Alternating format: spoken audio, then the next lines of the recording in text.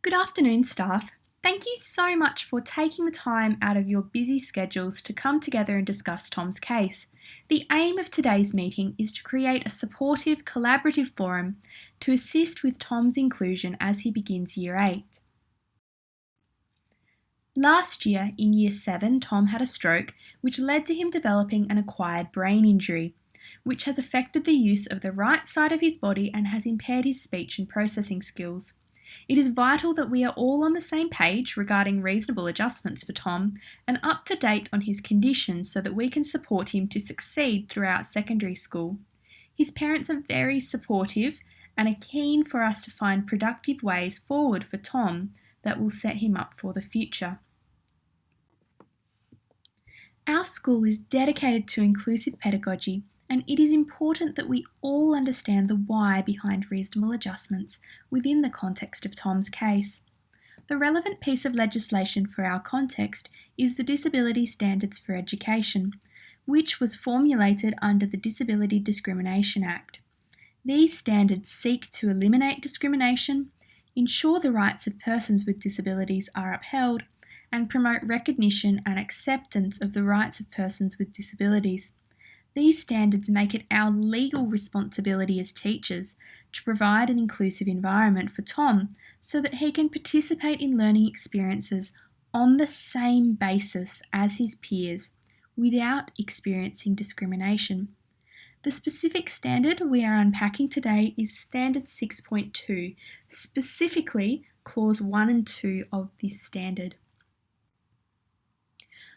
Clause 1 states that courses must be designed in a way that Tom is able to participate in learning experiences on the same basis as a student without disability and without experiencing discrimination.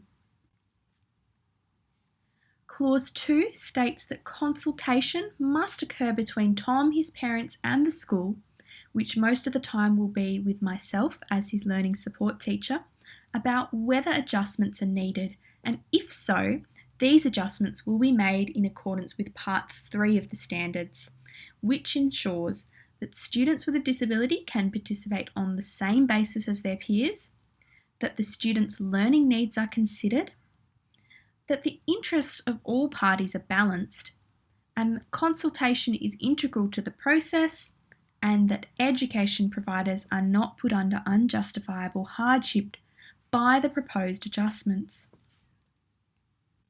To effectively facilitate Tom's adjustments, we as a staff must engage in collaborative practices. This will take place through workshops such as this one and collaborative consultation during planning meetings. Collaboration is well documented to increase the success of inclusion, and it is noted that in effective inclusive schools, the traditional isolated classroom is replaced with a more flexible structure that facilitates collaboration across school staff. In alignment with this goal, all of Tom's teachers will be provided with his current personalised learning plan goals. For example, due to Tom's ABI, his ability to accurately express himself in written form has declined. Therefore, one of Tom's literacy goals is to successfully use assistive technology to respond to and compose coherent, well-structured and clear text using a variety of skills and strategies. While Tom's ABI makes information processing and school tasks more challenging, he is like any other young person in our school. He is very capable of learning and he has an indisputable right to education. Before we dive into strategies for the classroom, I want to highlight issues of social inclusion that Tom might face. It is important that we view Tom holistically, as it is well documented that social experiences can either promote or deter students from academic learning. Due to his ABI, Tom has difficulty with mobility, which inhibits his potential for social interaction, as often social interactions take place during unstructured break times. He may struggle to keep up and consequently get left out. Furthermore, Tom's speech difficulties may make communication with his peers problematic and lead to discrimination and bullying. We can implement a few changes to assist with these challenges. We will be ensuring that school facilities are accessible to Tom so that he is not excluded from any particular area of the school. As teachers, we can provide opportunities for interactions across a variety of students, for example, setting up sports games that are accessible for Tom at lunchtime, or supporting him to referee football games on the oval, or having the library or a classroom open for games and social activities. We can also facilitate opportunities for cooperative practices amongst classmates, for example, jigsaw learning or group-based collaborative tasks with a common goal. We can also encourage Tom to get involved with an after-school activity and facilitate peer mentoring or buddies. These are some starting suggestions, and I'd like us to continue workshopping ways to increase Tom's social inclusion because confidence and acceptance will be essential for Tom. When catering for Tom's needs, quality differentiated teaching will go a long way to ensuring that the curriculum is accessible.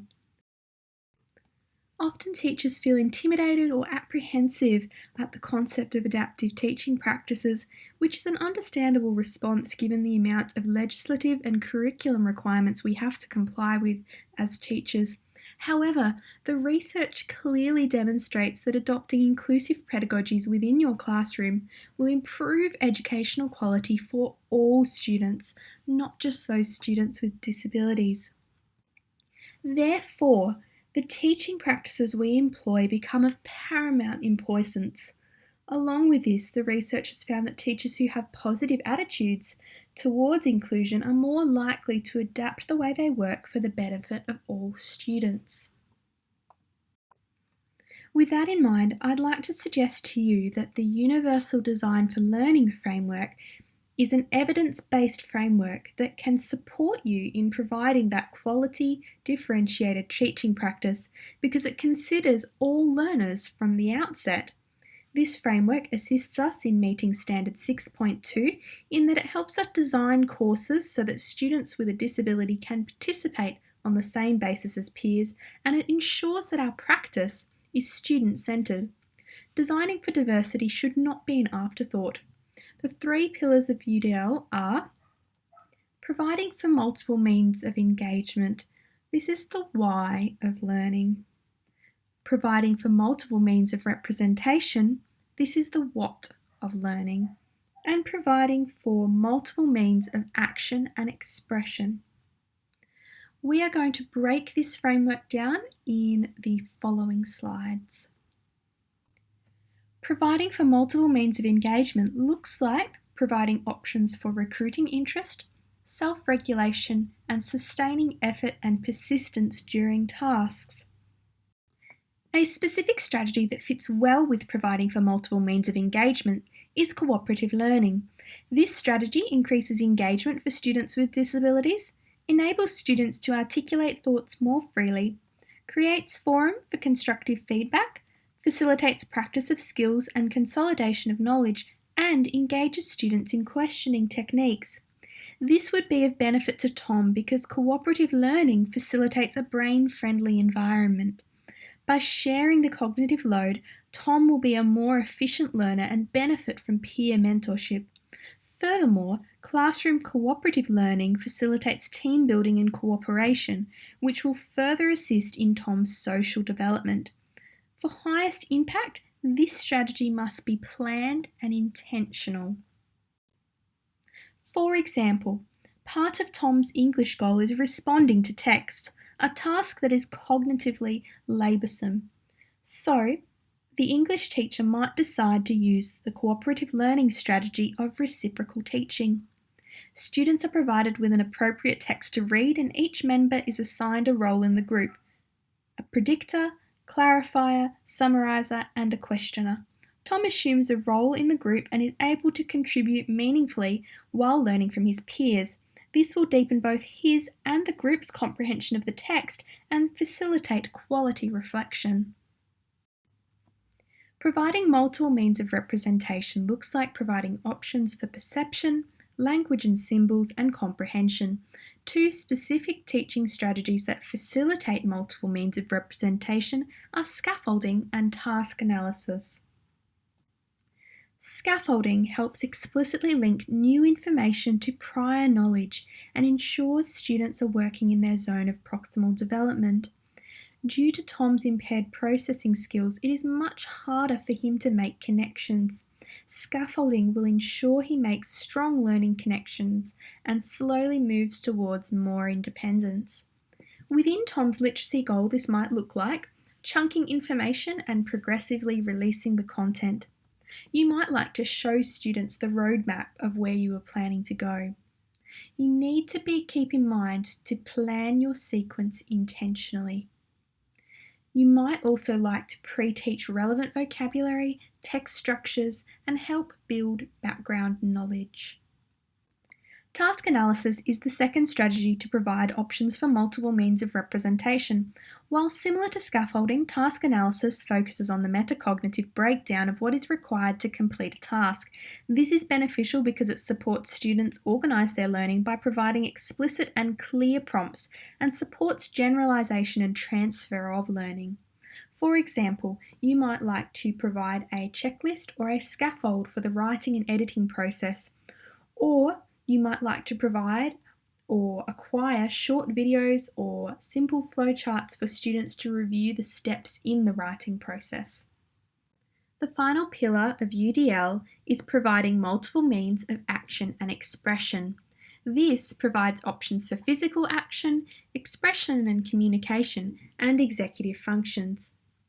Tom's physical limitations make traditional methods of expression quite laboursome.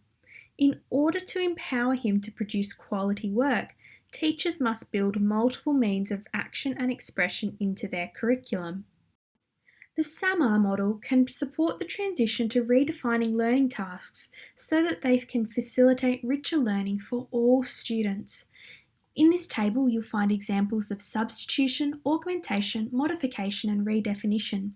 By redefining learning tasks to facilitate technology, this will ensure that the entire class benefits from technology, and it will mean that Tom will feel less ostracised when he relies on technology for tasks. For example, when students are composing texts, you might like to consider turning that assignment into a podcast or into a speech, a recorded speech, or a film. You may also want to consider using social platforms such as class blogs, chats, or forums, which are far more accessible for students like Tom who have difficulty with the physical process of writing. By providing options, Tom will not become bogged down in the physical process of handwriting or even typing a text, and he will be able to produce work at a higher standard.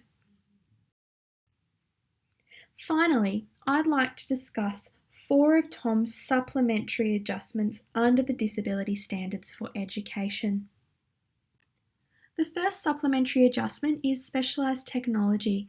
Tom will have access to a range of specialised and adaptive technology, the first of which being a keyboard that will facilitate both single-handed and dual-handed use, because we are unsure of how much strength and use he will gain back from his right hand with his physical therapy. The second thing he will be able to use is a floating keyboard on his iPad. He will also have access to speech-to-text technology through devices such as iPads and computers. We will make use of word prediction software, and we will make use of a digital note-taking app that will allow Tom to organise his handouts, typed notes, and photos. To effectively implement Tom's technology as his learning and support teacher, I will be providing explicit instruction to him and produce guides for you, his teachers. From a classroom perspective, Tom's technology will be most effective if it is consistently implemented and accessible. This is where UDL comes into the picture. Ensure that you are designing tasks for accessible technology. Additionally, ensure that Tom is provided with adequate time and support while he is learning to use his technology. Be aware that he may require extensions on assignments or additional one-to-one teacher time. To illustrate, in an English lesson there should be options provided for how Tom presents his notes or assignments. Rather than assigning a written essay task, use the principles of UDL and widen the options to include spoken essays or visual presentations. Or, instead of requiring Tom to have his notes organised in a binder, allow him to use his digital note-taking app to organise a varied collection of notes. Tom's second supplementary adjustment is scheduled brain breaks to combat mental and cognitive fatigue. Students with an acquired brain injury can often experience overstimulation and struggle with changes to their routine. This can lead to behavioural problems and emotional outbursts. To avoid this, we have created a safe, quiet space in the Year 8 wing where Tom can retreat to if he feels the need or if teachers identify that he is becoming fatigued. Note that Tom will have control over when he goes to this room and it is not to be used as a timeout room. Tom will also have some scheduled break times throughout the day so that there is consistency in his routine, even when things might change during the day. He can always depend on having the time out. To illustrate, if you notice that Tom is becoming increasingly frustrated with a task and displaying early warning signs, such as irritability with his classmates, drawing aimlessly in his book, or distracting others, ask Tom, "I notice that you're having some difficulties at the moment. Would you like to make use of some break time?" Hopefully at that point he will say yes. If he doesn't, ask him then how you can assist him in that task presently. The second thing I'd encourage you to do is to know when Tom's scheduled break times are in your class so that you can prompt him if needed and release him from the class. I'm encouraging Tom to let his teachers know when he is going out for a break. The third adjustment for Tom is to allow him extra time to transit between classrooms. As Tom currently relies on mobility aids, these slow him down when transferring to classrooms. We have tried to avoid long transfers in his timetable, but in the classes where this is unavoidable, we have recommended that Tom leaves 5 to 10 minutes early to give him that time to get to the new class and settle in. And this will also reduce the amount of overstimulation and stress in the crowded hallways between periods. The final adjustment that I'd like to bring to your attention is changes to the classroom spaces to accommodate Tom's mobility aids. All of our classrooms at the moment have height adjustable desks, so please ensure that these are at a height that Tom's wheelchair can access them. Also consider that there are clear pathways in and out of the class and within the classroom. Make sure that there's access to the door and make sure that Tom has access to all equipment that other students have in the classroom. I can see this being a bit of a problem in our current science room as there are several high benches that are often used for experiments and activities. Adjusting this can be as simple as ensuring that the activities that you do are accessible in both areas, on lower desks and on the benches. Thank you so much for your time today. I hope that you've learned a little bit more about Tom's acquired brain injury and the adjustments that we have in place. If you have any questions, please don't hesitate to contact me and we can workshop some solutions to any problems. Thank you.